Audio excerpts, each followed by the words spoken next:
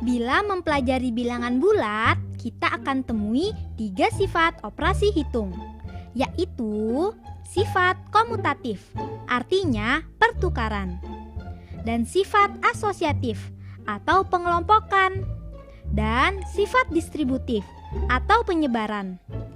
Apa itu sifat pertukaran? Sifat pertukaran maksudnya bila bilangan dalam operasi hitung tempatnya ditukar-tukar, hasilnya tetap sama. Sifat pertukaran berlaku pada operasi penjumlahan. Contohnya 44 ditambah 1023 hasilnya sama dengan 1023 ditambah 44. Sifat pertukaran juga berlaku pada operasi perkalian. Contohnya 10 dikali 1000 hasilnya sama dengan 1000 dikali 10. Sifat pertukaran tidak berlaku pada operasi pengurangan. Contohnya 1023 dikurang 44 hasilnya tidak sama dengan 44 dikurang 1023. Hasilnya berbeda. Sifat pertukaran juga tidak berlaku pada operasi pembagian.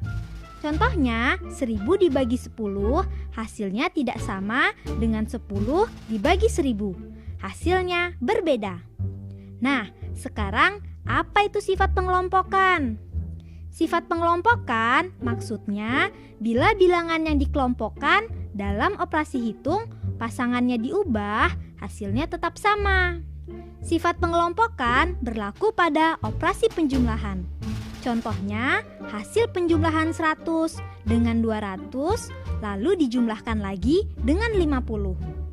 Hasilnya sama dengan 100 dijumlahkan dengan hasil penjumlahan 200 dan 50.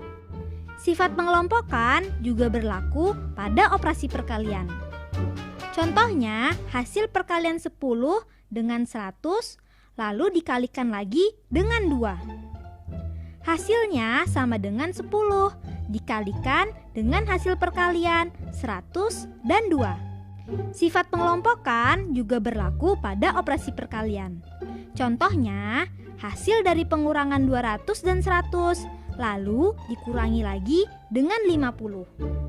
Hasilnya tidak sama dengan 200 dikurangi dengan hasil pengurangan 100 dan 50. Sifat pengelompokan juga berlaku pada operasi perkalian. Contohnya, hasil dari pembagian 100 dan 10 lalu dibagi lagi dengan 2. Hasilnya tidak sama dengan 100 dibagi dengan hasil pembagian 10 dan 2. Hasilnya berbeda. Baiklah, yang terakhir, apa itu sifat penyebaran? Sifat penyebaran terdapat pada operasi perkalian. Maksudnya, bila bilangan dalam operasi perkalian disebar dan dikalikan satu per satu, maka hasilnya akan sama. Sifat penyebaran perkalian berlaku pada operasi penjumlahan. Contohnya, 10 dikali dalam kurung 30 ditambah 20. Hasilnya akan sama dengan hasil perkalian 10 dikali 30 ditambah dalam kurung 10 dikali 20. Sifat penyebaran perkalian berlaku juga pada operasi pengurangan. 10 dikalikan dengan hasil dari pengurangan 30 dan 20. Hasilnya sama dengan hasil perkalian 10 dikali 30 dikurangi hasil perkalian 10 dikali 20. Nah, sekarang ayo kita coba. Berapakah 9 dikali 152? Ada 2 cara untuk menghitungnya. Cara pertama, kita jabarkan dulu 152 menjadi 100 ditambah 50 ditambah 2. Lalu kalikan 9 dengan 100, 9 dengan 50, dan 9 dengan 2. Hasil masing-masing kita jumlahkan. 900 ditambah 450 ditambah 18. Ketemu deh, hasilnya 1368. Cara kedua, kita jabarkan dulu 9 menjadi 10 dikurang 1. Lalu kita kalikan 10 dengan 152 dan 1 dengan 152. Hasilnya kita kurangkan.